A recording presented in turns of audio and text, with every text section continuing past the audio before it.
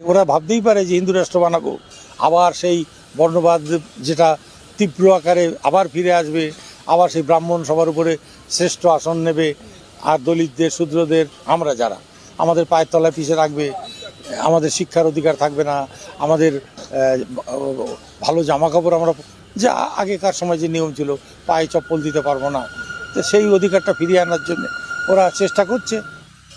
বন্ধুরা, ভিডিওটা দেখলেন একজন হিন্দু বৃদ্ধা ব্যক্তি, একজন বয়স্ক মানুষ, নাম হচ্ছে মনোরঞ্জন ব্যাপারী মনে হচ্ছে এনার নাম। তো ইনি একজন হিন্দু ব্যক্তি। সো তিনি বলছেন যে সেই ব্রাহ্মণরা আবার রাজ করবে, ভারতবর্ষ হিন্দুস্তান রাষ্ট্র হলে ব্রাহ্মণরা আবার উপরে উঠবে, এমনই মন্তব্য তিনি করছেন।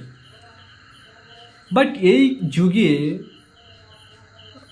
হিন্দু রাষ্ট্র হলে সমস্যা কোথায়? ভারতবর্ষে যদি ভারতবর্ষের হিন্দুরা যদি 75% হিন্দু মিলে যদি ভারতবর্ষকে হিন্দুস্তান রাষ্ট্র করতে চায়, তো এই সমস্ত দুগলা হিন্দুদের অসুবিধা কোথায়?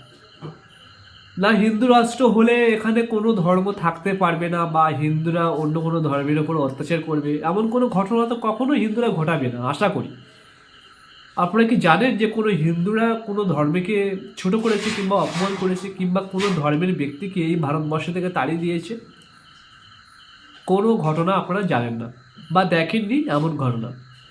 মানে হিন্দুরা আজকের দিনে সমস্ত ধর্মকে বিশ্বাস করে, সমস্ত ধর্মের উপর নির্ভরশীল, এবং নিজের ধর্মকে যতটা ভালোবাসে অন্য ধর্মকেও ঠিক ততটা ভালোবাসে।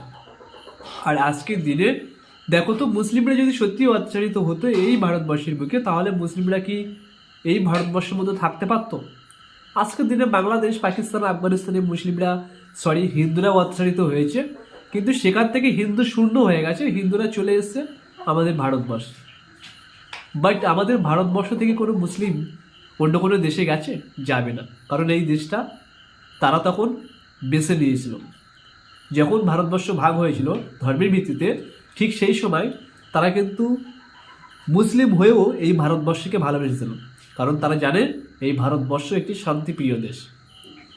হিন্দুদের সঙ্গে থাকবো, থাকলে আমরা শান্তিতে ঘুমাতে পারবো, থাকতে পারবো, তাই তারা থেকে গিয়েছিল।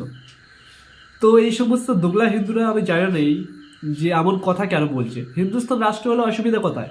হিন্দুস্তান রাষ্ট্র হলে শুধু হিন্দুরা যে অন্য ধর্মের ব্যক্তিদের অত্যাচার করবে এটা কোনো মানে হয় না। হিন্দুরা অন্য কোনো ব্যক্তিকে আক্রমণ করবে কখনোই করবে না। তো ভারতবর্ষে হিন্দুস্তান রাষ্ট্র কে কে দেখতে চাও অবশ্যই কমেন্ট করে জানাও।